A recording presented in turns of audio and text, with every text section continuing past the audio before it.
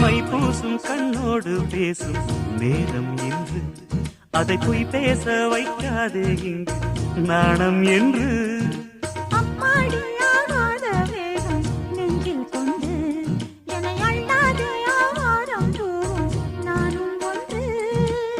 கண் வைத்த பின்னாலே கை வைக்க கூடாதா?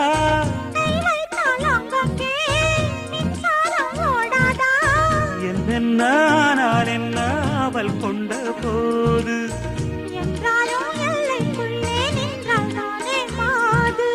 மார் மீதும் தோள் மீதும் சாய்ந்திருக்க